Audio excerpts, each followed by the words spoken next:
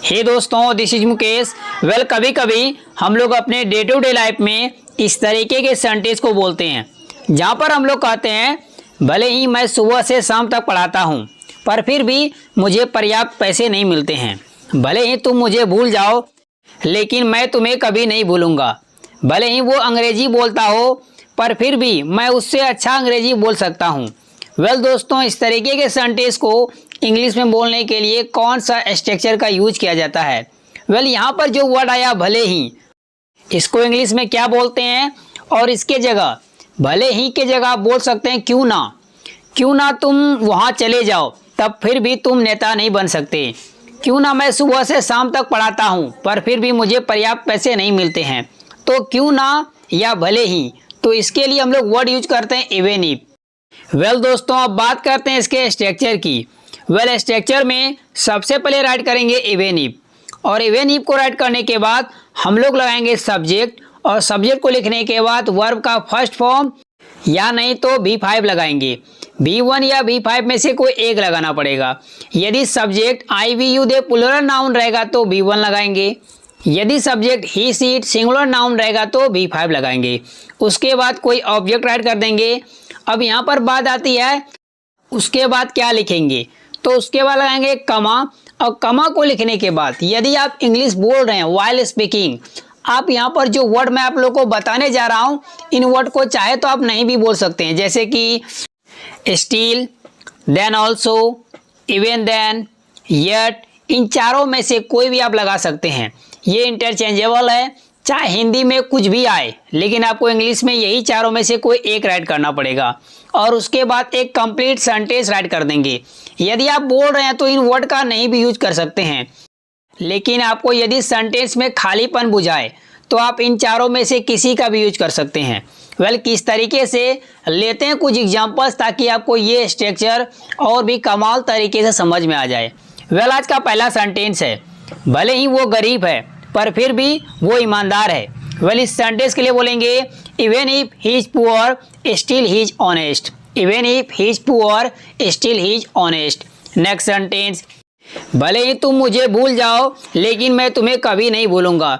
इस सेंटेंस को हम लोग हिंदी में और एक तरीके से बोल सकते हैं क्यों ना तुम मुझे भूल जाओ लेकिन मैं तुम्हें कभी नहीं भूलूंगा। वेल, इस सेंटेंस के लिए बोलेंगे even if you forget me I will never forget you. Even if you forget me I will never forget you. Next sentence, भले ही मैं सुबह से शाम तक पढ़ाता हूँ पर फिर भी मुझे पर्याप्त पैसे नहीं मिलते हैं। वेल, इस सेंटेंस के लिए बोलेंगे Even if I teach from morning to evening, even then I don't get enough money.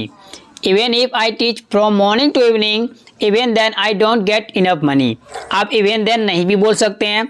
Next sentence, भले ही तुम कड़ी मेहनत कर रहे हो उसके बावजूद भी तुम्हें एक अच्छा नौकरी नहीं मिलेगा। वेल, इस सेंटेंस के लिए बोलेंगे Even if you work very hard, however you won't get a good job. Even if you work very hard, however you won't get a good job. Next sentence, भले ही वो अंग्रेजी बोलता हो पर फिर भी मैं उससे अच्छा अंग्रेजी बोल सकता हूँ। वेल, इस सेंटेंस के लिए बोलेंगे even if he speaks English yet I can speak better than he. Even if he speaks English yet I can speak better than he. हे दोस्तों, कभी कभी हम लोग अपने डे टू डे लाइफ में इस तरीके के सेंटेंस को बोलते हैं जहाँ पर हम लोग कहते हैं बस 2 घंटे की ही तो बात है, बस एक ही दिन की तो बात है, बस किताबों की तो बात थी, बस पैसों की ही तो बात थी। वेल, इस तरीके के सेंटेंस को इंग्लिश में बोलने के लिए कौन सा स्ट्रक्चर का यूज किया जाता है? वेल, आइए सबसे पहले बात करते हैं स्ट्रक्चर की। और उससे पहले अब तक आपने मेरे चैनल को सब्सक्राइब नहीं किया तो प्लीज़ सब्सक्राइब कर दे और बेल आइकन को हिट कर ले ताकि मेरा रोज़ आने वाले वीडियो की नोटिफिकेशन बिल्कुल चैनल पर मिलती रहे। वेल, मैं आपको बता दूँ ऐसे सेंटेंसेस प्रेजेंट और पास्ट दोनों ही टाइम में बोले जाते हैं। सबसे पहले बात करते हैं स्ट्रक्चर प्रेजेंट टाइम वाले। स्ट्रक्चर में सबसे पहले राइट करना पड़ेगा आपको it's only a matter of.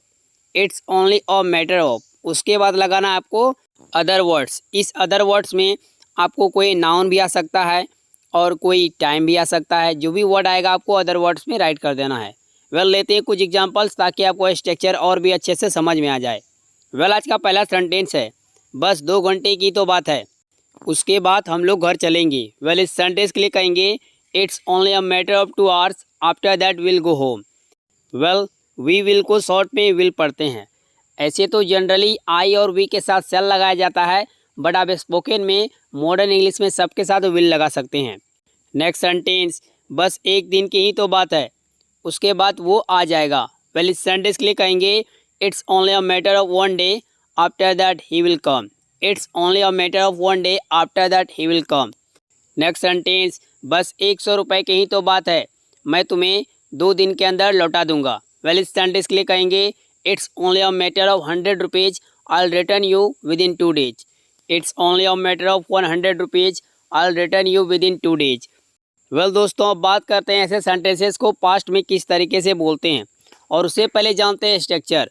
Structure में कुछ नहीं करना पड़ेगा, सबसे पहले आपको राइट करना पड़ेगा it was only a matter of, उसके बाद other word same to same. लेते हैं कुछ एग्जांपल्स।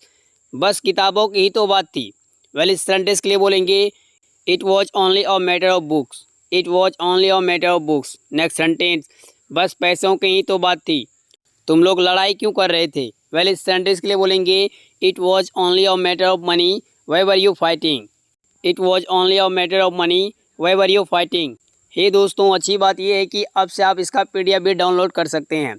इससे जुड़े मैं आपको एक संदेश देता हूँ, उसको ट्रांसलेट कीजिए और राइट कीजिए कमेंट बॉक्स में। यदि आप कोई गलती करेंगे तो मैं आपको करेक्ट करके बता दूंगा। दोस्तों, वीडियो कैसी लगी, अच्छी लगे तो लाइक कर दीजिए, मेरे चैनल को सब्सक्राइब कर ले और बेल आइकॉन को हिट कर ले, ताकि मैं रोज आने वाली वीडियो की नोटिफिकेशन बिल्कुल टाइम पर मिलती रहे। तो मिलते हैं इसी तरह एक और मजेदार लेसन में। Till then keep practising, keep smiling, have fun, take care yourself, bye bye.